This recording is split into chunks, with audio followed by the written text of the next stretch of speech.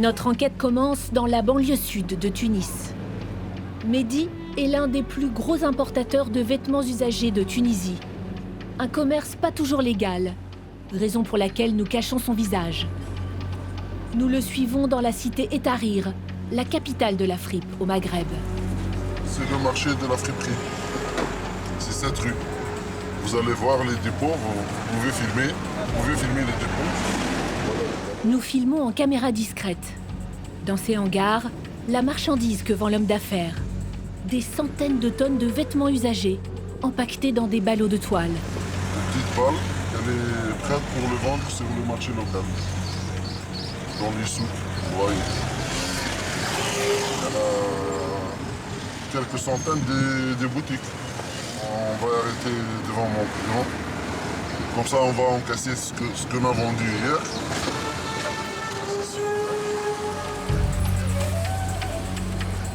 Nous rencontrons un grossiste en vêtements, client de Mehdi. À l'intérieur, une tonne de fripes, livrée la veille.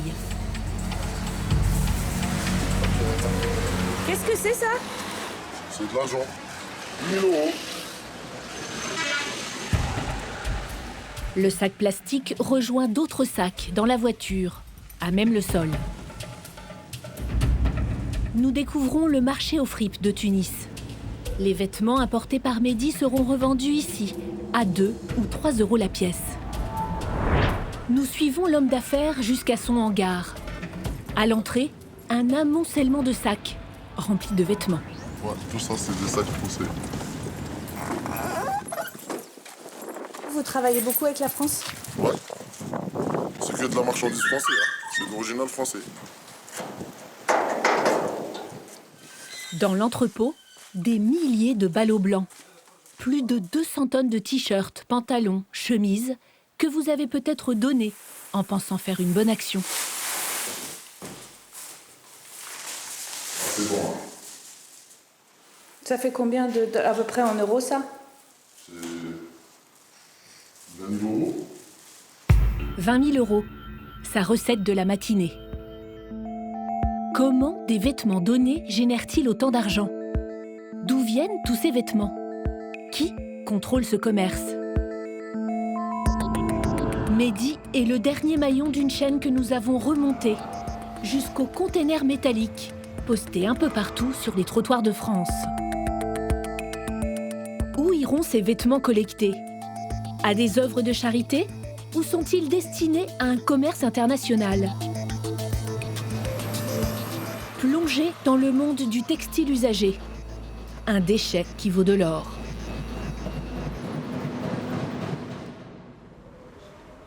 Chez les Lepage, à Puteaux, en région parisienne, l'été est la saison du tri.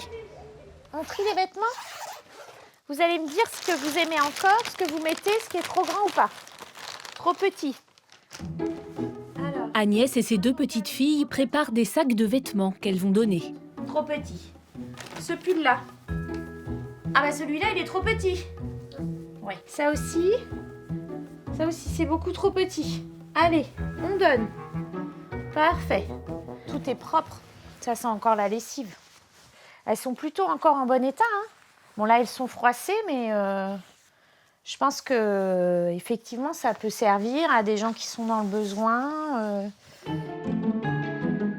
Agnès apporte beaucoup de soins à ses vêtements qui ne sont pas destinés à des personnes de son entourage. Alors, on va faire un sac avec les grandes chemises. Tu prends celui-là, Valentine? Oui. Allez, on y va les filles. Comme 20 millions de Français cette année, elle les dépose dans un container près de chez elle. Oh là là, bah c'est plein, il y a le conteneur, il est plein. Il n'y a plus de place là. Ah, mais c'est parce que c'est bloqué. Et bah regarde, on est dans les trucs. Comme ça. Et ça ferme pas? Bon. Vous faites ça souvent? J'essaye de le faire aussi souvent que possible, oui. Parce que je trouve que c'est normal que ça aille à des gens qui aient besoin, ou qui soient dans le besoin, qui n'aient pas suffisamment d'argent pour se vêtir. Ça me paraît normal. Allez, ouais. En 2013, en France, près de 200 000 tonnes de vêtements usagés ont été déposés dans des containers comme celui-ci. Notre enquête commence dans le nord de la France, à Bruay-la-Bussière, près de Béthune. Il est 8h30 du matin, Thierry et Frédéric démarrent leur tournée. Ils travaillent comme collecteurs pour le Relais, leader de la récupération de vêtements depuis 30 ans. On a une feuille de route par rapport aux différents emplacements qu'on doit effectuer et on doit essayer d'en faire le plus possible sur la journée. Là, on arrive aux emplacements. Chaque matin, ils vident une vingtaine de containers sur les 19 000 que compte le Relais sur le territoire français.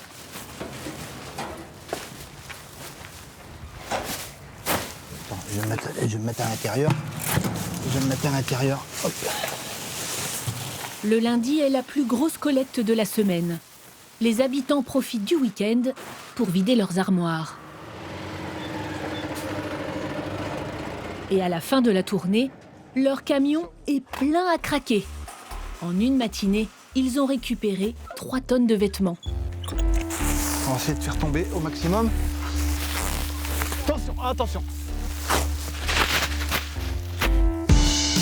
Comme Thierry et son collègue, plus de 600 camions sillonnent la France et collectent chaque année 100 000 tonnes de vêtements déposés dans les containers du Relais. Des dons qui arrivent dans d'immenses usines comme celle-ci. Ici, chacun des vêtements donnés est examiné et trié.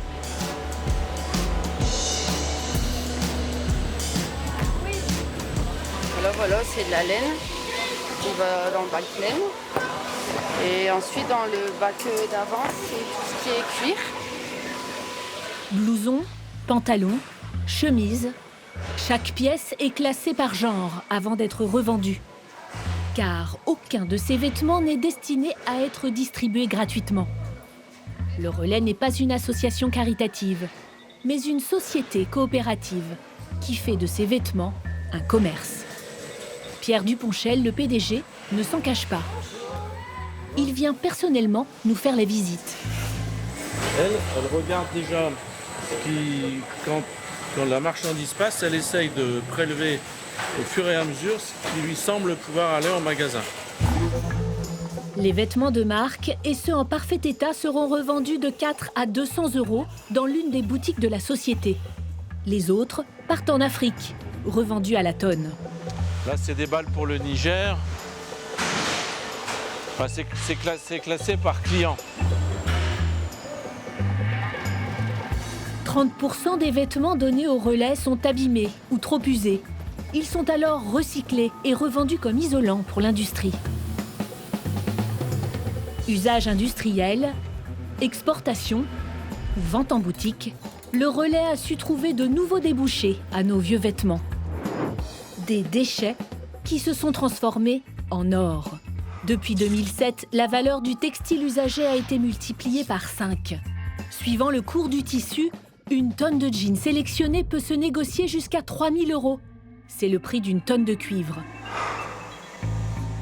Du coup, le chiffre d'affaires du Relais s'est envolé lui aussi. Il a atteint en 2012 95 millions d'euros. Le PDG ne veut pas parler de bénéfices. Il préfère mettre en avant sa politique de réinsertion sociale et de création d'emplois. Nous, on dit l'argent, il en faut. Mais le but du jeu, c'est lutter contre l'exclusion, donc créer des emplois. Voilà. C'est pour ça qu'on est 2500 dans le monde, dont 2000 en France.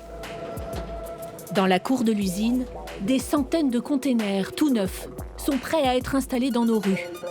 La société a déjà posé 19 000 containers en France et a pour objectif de doubler son parc d'ici à 2017. Mais le Relais n'est plus le seul à vouloir attirer nos fripes. Ces derniers mois, des dizaines de concurrents ont débarqué sur le marché. Les boîtes métalliques se multiplient sur nos trottoirs. En tout, 28 000 containers sur tout le territoire. À Strasbourg, par exemple, où les habitants voient apparaître chaque semaine un nouveau container. Comment s'y retrouver? Lequel choisir pour donner ses vieux vêtements? Christian Dessart est président de l'association belge Terre. Dans les années 80, il a été le pionnier de la collecte de vêtements usagés en Europe. Donc voilà les conteneurs ici qu'on va voir. Donc C'est vraiment l'exemple frappant de cette guérilla, de ce western qui a lieu ici en France. Voilà, on va un peu voir qui collecte et qui fait quoi ici à Strasbourg. Il va nous aider à faire le tri parmi toutes ces boîtes. Les sociétés investissent de gros moyens pour attirer nos dons. Mais il y a un petit nouveau, hein. Donc la V-Box, j'en avais entendu parler. Donc c'est un concept mis en place par une société privée. Là, on recycle. Recycler, c'est très tendance, hein. Donc, tiens, c'est vraiment du marketing pur. Le bleu du ciel, le vert de la verdure, la planète. Oh. On a tous à y gagner à mettre plutôt nos vêtements là plutôt qu'ailleurs. Certains affichent des bébés souriants sur leur boîte ou jouent la corde écolo et vendent la création d'emplois dans la région. Ah! D'autres, rien du tout. Pas même un numéro de téléphone. Ce conteneur est complètement foireux. Qu'est-ce qu'il fait là? On ne sait pas, mais c'est un fantôme, il n'y a rien écrit dessus, on ne sait pas à qui on va faire le don, mais on sait qu'il est là. La méthode la plus utilisée pour être certain de remplir les containers, c'est de jouer sur notre compassion. Ceci, c'est pas mal fait, hein. Voilà, ça c'est l'exemple type de ce que du piège dans lequel un citoyen pourrait tomber. Tiens, il pense qu'il va donner des vêtements pour une assoce, qui est une association d'aide aux enfants atteints de leucémie. Vraiment, c'est joli, ça nous ferait à la limite un peu pleurer. C'est pas le cas, ce conteneur, c'est vraiment un don pour en faire de l'argent. Certaines boîtes attirent tout de suite l'œil du donateur avec des logos prestigieux. La méthode révolte Christian de Sarthe. Si aujourd'hui votre maman veut venir pour faire un dépôt de vêtements, ben moi je lui dirais de ne pas déposer ces vêtements ici. C'est clairement de la tromperie. Ce conteneur, ben, si on nous dit que c'est pour les Restos du Cœur, c'est pas vrai. Regardez, voilà, en tout petit, pas trop grand, mais voilà, collecte et exploitation effectuée par Coltab. Qui est derrière cette organisation qui affiche les Restos du Cœur sur son container? Nous avons tenté de contacter la société pour rencontrer son directeur. En vain. Nous décidons de nous rendre au siège social, à 5 km de la frontière allemande, et filmons en caméra cachée. Le responsable de la collecte nous avoue que la société n'en est pas à son coup d'essai. Dans le temps, avant d'avoir les Restos du Cœur, on était avec l'Association nationale de parents d'enfants aveugles, qui est très peu connue en France. Et pourquoi vous les avez quittés, les enfants aveugles? Mais c'est parce qu'on n'avait aucun impact. Personne ici en Alsace ne connaît cette association. C'est vrai que les Restos du Cœur, c'est quand même autre chose que ce qu'on avait avant. Notre interlocuteur nous explique que cette pratique est en fait courante dans le milieu. Les associations y trouveraient même leur compte. On peut voir les logos là. Les Restos du Cœur qu'on subventionne, ils sont bien contents. Hein. On n'a rien à cacher en fait. Hein. Rien que sur les 3 départements, c'est 3 000 € qu'on leur donne par mois. Ça tombe pas du ciel. Hein. Les vêtements récupérés sont exportés en Allemagne et revendus dans l'une des dizaines de boutiques de la société. Dans les prochains mois, les dirigeants prévoient d'installer encore une centaine de nouveaux containers à l'effigie des restos. Les Restos du Cœur assument-ils cette alliance? Nous avons rencontré la directrice des Restos de Strasbourg. Elle semble un peu gênée d'aborder le sujet. Ce qui mélange, c'est qu'il y a la confusion, oui. C'est-à-dire que les personnes, il faut pas, c'est vrai, elles s'imaginent, certaines personnes peuvent penser que le manteau qu'elles mettent dedans ira sur le dos d'une personne. Bon, et par contre, nous, on est un peu actuellement en négociation avec cette entreprise pour que l'on précise bien sur les conteneurs que les objets, enfin, ou les vêtements qu'ils mettent dans ces conteneurs sont destinés au recyclage et que s'ils ne veulent pas que ce soit recyclé, il faut qu'ils le déposent directement dans les centres Restos du Cœur. Voit-elle d'un bon œil cette pratique déjà courante chez la concurrence ? Moi, ça me gêne, mais d'un autre côté, pourquoi c'est juste, il faudrait que ça se montre, que ça gêne pour tout le monde, et pas uniquement pour les restos. Les Restos du Cœur ne sont pas les seuls à louer leur image. La Croix-Rouge, les Paralysés de France ou le Secours catholique s'affichent aussi sur ces boîtes métalliques. Nous retrouvons Christian de Sarthe devant un container du relais. Le relais, L'entreprise a été la première à passer un contrat avec une association caritative. Pour chaque tonne collectée, le relais reverse 1 € à Emmaüs. Il est sûr que mettre Emmaüs, au niveau de l'image de marque, est quelque chose qui a aidé et qui est toujours, bien entendu, le relais. C'est la foire d'empoigne totale où on a le monde associatif qui est en train de se faire doubler par le privé qui veut absolument s'approprier le textile et les kilos de textile que nous consommons. Ça, c'est une certitude. Nos vieux vêtements, une mine d'or que s'arrachent entreprises privées et associations. Y en aura-t-il pour tout le monde ? Au cœur de cette bataille de chiffonniers, des petites associations locales risquent de mettre la clé sous la porte. À Moulins, dans l'Allier, l'association Indigène soutient les personnes handicapées et réinsère une dizaine de jeunes en difficulté. Ce qui est bon, vous le mettez d'un côté, et ce qui est pas bon, c'est un tas là. Jusqu'à l'année dernière, Jean-Yves et Isabelle Léger faisaient vivre leur association avec des meubles récupérés, mais surtout grâce aux vieux vêtements que les habitants de la région leur apportaient. Et puis tout s'est arrêté.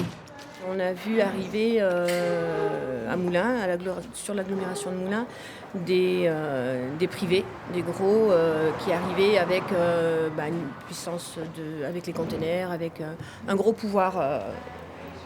Et du coup, on s'est demandé ce qu'on allait devenir nous, parce que petites associations, on est quand même 7 associations sur l'agglo à récupérer du textile et à essayer de faire du social avec ce textile, essayer de générer tout un élan associatif avec tout un travail sur le terrain. Et on s'est dit, on va se faire manger. L'été dernier, le relais a installé 15 containers d'un coup, autour de Moulins. La petite association n'avait même plus assez de linge à donner aux familles dans le besoin. Tu me mets des draps, tu me mets un assortiment de draps, tu me mets un assortiment de draps pour enfants, puisqu'il y a des enfants. Et on va prendre des couvertures aussi. On donne, oui, bien sûr, on donne. On est là pour ça. On est là pour ça. On réfléchit pas, on donne. C'est des gens qui sont en grande précarité, c'est des gens qui ont besoin, donc forcément on donne. Pour protéger leur association, Isabelle et Jean-Yves vont contre-attaquer. T'as les conventions, t'as tout ça ? J'ai les conventions, j'ai les cadenas. D'accord. Et utiliser les mêmes armes que leurs concurrents. On part à la guerre, oui. Ça fait l'armée. Allez. J'ai mon armée là, donc tout va bien. Oui. Ils ont décidé d'installer une dizaine de containers à vêtements sur les trottoirs de Moulins. Mais avant de poser ces boîtes sur l'espace public, Jean-Yves passe demander l'autorisation à la mairie. Merci. Bonne fin de journée, au revoir. Selon lui, ses concurrents ne seraient pas tous aussi réglo. Il y en a, ils posent des containers et ils font les demandes après.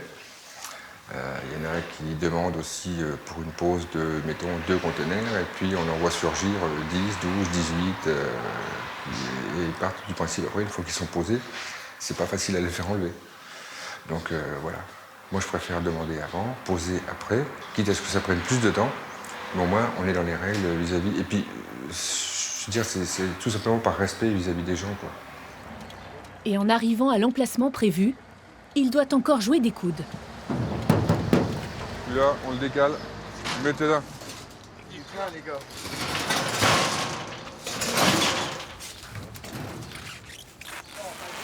Ça vous gêne pas de bouger le conteneur du concurrent là ? Pas du tout. Il prenait trop de place. Il prenait en fait la place sur 2 conteneurs, donc en poussant un petit peu, je peux mettre le mien. Le sien est toujours présent, tout va bien. Jean-Yves espère que les habitants feront la différence entre la grosse entreprise nationale et la petite association locale.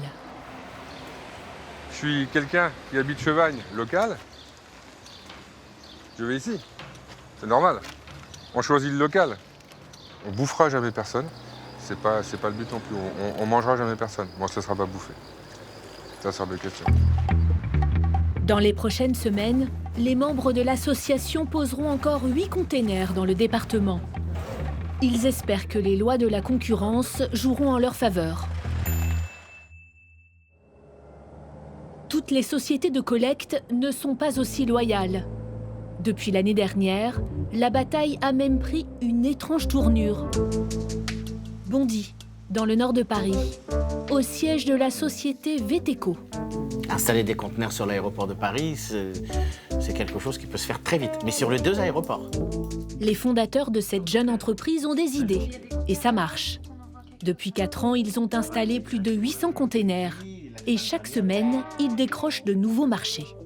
Déjà, on a eu la confirmation pour la ville de Chalette, sur Loing, dans le Loiret, pour installer les conteneurs à partir de la semaine prochaine.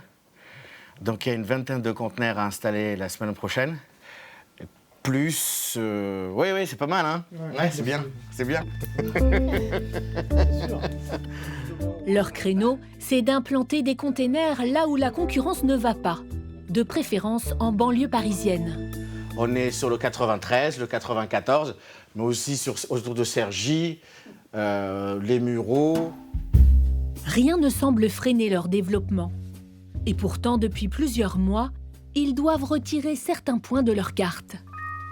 Aujourd'hui, malheureusement, il y a 2 semaines, on nous a enlevé, on nous a piqué 3 conteneurs sur Shell. Ça fait presque une quinzaine sur un an qui nous ont été dérobés. Donc ça commence à faire à 800 € le conteneur. Vous imaginez qu'on est déjà à 12 000 € de perdus. Pour une entreprise comme la nôtre, c'est beaucoup. Le directeur commercial veut nous montrer le parking où 2 de leurs containers auraient été volés.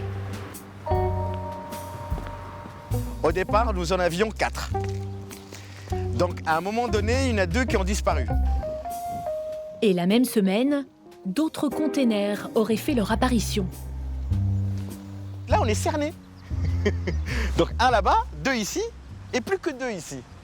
Donc forcément, on ne pouvait pas se permettre de laisser que 2. On était obligé d'en rajouter, et du coup, on en a rajouté plus, parce que là, au moins, pour le coup, ça se voit. Ils soupçonnent donc ce concurrent. Vous les avez appelés, vos concurrents? Malheureusement, il n'y a pas du tout de... contact, et puis parfois, une fois, on s'est permis de l'appeler, et il nous a dit « Ah, c'est de bonne guerre ». Voilà. Le jeune entrepreneur n'a aucune preuve de ce qu'il avance. Il a donc déposé une plainte contre X. L'enquête n'a pour l'instant pas abouti. La société du 93 n'est pas la seule à voir ses containers disparaître. En France, l'année dernière, plus de 200 containers se sont volatilisés. Il semblerait que les sociétés de collecte aient décidé de mener elles-mêmes leur enquête. Nous retrouvons le PDG du Relais, dans ses locaux du nord de la France. En 2013, il s'est fait voler 112 containers. Avec l'aide de son responsable informatique, il a trouvé une parade. Une boîte, une carte téléphone, une grosse batterie, un aimant, et c'est parti. Ils équipent leurs containers d'une balise GPS. Nous, on a des caches spéciales, mais on va pas les dire. Ce modèle-là, je sais pas trop. Je sais pas trop, faudrait farfouiller un peu. Là, il y a une possibilité. Après, il y a le truc tout bête. Voilà. Bon, maintenant que vous le savez, on le mettra plus là. C'est un container sur combien qui est équipé? Non, mais... Vous voulez rien nous dire, en fait? Ben non, c'est pas ça. À vous aussi? Ah oui, c'est pas la question. À tous les concurrents, non? Des traceurs GPS qui permettent de suivre minute par minute et au mètre près l'emplacement de leur boîte. Le service juridique du Relais a pu ainsi remonter la piste de 90 containers disparus. Et on suit son itinéraire. Et retrouvés dans le hangar d'un concurrent au Portugal. La concurrence, c'est quelque chose de normal hein, quand elle est loyale. Là, on est dans de la concurrence déloyale, mais on est dans le domaine du pénal, c'est du vol, enfin, c'est un délit, enfin, je sais pas, délit. Ce sont des méthodes de voyous. C'est des méthodes, voilà. La bataille est loin d'être finie. Le prix du textile peut encore grimper. Et une exception française attire toutes les convoitises. C'est l'éco-contribution textile. Un dispositif mis en place en 2008 pour encourager le recyclage des vêtements. À chaque vêtement que nous achetons, un demi-centime d'euro est prélevé. Avec plus de 2,4 milliards vêtements achetés tous les ans, cela donne une cagnotte de 13 millions d'euros. Une somme redistribuée chaque année à toutes les entreprises qui trient des vêtements français, même aux entreprises étrangères. Il suffit qu'elles soient européennes. Nous décidons d'aller filmer dans l'un des plus gros centres de tri d'Europe, aux confins de l'Union européenne, près de la frontière biélorusse, à Vilnius, en Lituanie. Dans ce bâtiment ultramoderne, des camions déchargent chaque jour des centaines de tonnes de vêtements. Ils viennent de tout le continent et depuis quelques mois, de France. La direction a refusé notre demande d'interview. Nous filmons en caméra cachée sous l'œil du vigile qui nous barre l'entrée. Hello. La responsable de l'usine finit par sortir pour nous parler. They buy in France and they go to come here to do the sorting? Yes. Okay, and do you know how many tons? No, I don't. In each truck there is different kilos. It depends on the truck's possibilities and trucks like that. And every week they go to France? So I cannot say. It's because this subvention, public subvention. Sorry, maybe I don't understand. Why are you so secret? No, it's not a secret. I just saying because I cannot say all the information what we are doing here. Okay. Bye bye. Cette société s'intéresse-t-elle soudainement à nos vêtements français dans le but de toucher l'éco-contribution? À 69 € par tonne de textiles triés, chaque camion arrivant de France représente 1 500 € d'aide publique. Comme ces Lituaniens, des Hongrois, des Allemands ou des Espagnols enverraient leurs camions récupérer des vêtements chez nous. Que se passe-t-il réellement dans ces usines? Recycle-t-elle vraiment les vêtements comme les incite l'éco-contribution? À Paris, nous posons la question au président d'EcoTLC, l'organisme qui distribue cette aide. Comment vous êtes sûr qu'ils trient vraiment et qu'ils ne revendent pas ça pour faire de l'argent? Toute entreprise doit justifier la réalité de sa production et la traçabilité de sa production. Nous avons les justificatifs de reprise de ces matières. Des factures, par exemple? Par exemple, des factures, mais pas uniquement que des factures, des bons de transport, des documents qui attestent que des volumes de matière ont été effectivement échangés entre les entreprises. Pour toucher l'éco-contribution, il suffit donc aux entreprises de déclarer en ligne le nombre de tonnes qu'elles ont triées. Un système déclaratif basé sur la confiance. Mais l'organisme n'aurait pas les moyens d'effectuer des contrôles surprises sur le terrain. Comment être sûr alors que ces vêtements sont réellement triés et recyclés? Nous partons dans l'une des régions où les Français donnent le plus de vêtements, près d'Avignon, en Provence. Devant un hangar du relais, nous filmons un camion porte-container dans lequel sont chargés de gros sacs de vêtements. Nous entrons en caméra cachée. Au fond du hangar, un stock de petits sacs de vêtements, encore fermés, et des ballots blancs chargés dans le container. Nous demandons où part le camion. Ça va où, ça? Là, pour l'instant, on voit brûler qui sort. Ah, dans le Nord-Pas-de-Calais? Ah, pardon. Non, je disais juste où ça allait. Je demandais juste où ça allait. Il m'a dit, ça va dans le nord de la France, c'est ça? Pour être trié. Pour être trié, oui. Au revoir. Le camion démarre. Nous décidons de le suivre. Il prend l'autoroute, mais pas vers le nord, vers Marseille. 1 heure plus tard, il arrive à l'entrée du grand port autonome. Nous entrons en caméra discrète. Le container de vêtements est déchargé sur le quai réservé au départ pour la Tunisie. Ces vêtements n'ont pas été triés dans le nord de la France, comme on nous l'a affirmé. Dans 2 jours, ils seront débarqués sur le port de Tunis. Nous partons nous aussi pour la Tunisie. Nous y retrouvons Mehdi, Comme des dizaines d'autres importateurs tunisiens, il reçoit chaque semaine des containers venus de France. On a des remorques qui arrivent aujourd'hui, cet après-midi. Le pays importerait chaque année 100 000 tonnes de textiles français. Dans son usine de tri, une cinquantaine de personnes travaillent 6 jours sur 7. Nous retrouvons les gros sacs de toile blanc. Ceux-ci ne viendraient pas du Relais, mais d'une autre société française. Les logos nous sont familiers. Ce sont bien les sacs que nous déposons dans les containers de France. Les boutiques français, hein. Ça c'est ensemble protéger l'environnement. Officiellement, c'est trié? En France, ça se vend comme étant c'est du trié, mais c'est pas trié en réalité. C'est de la marchandise non triée.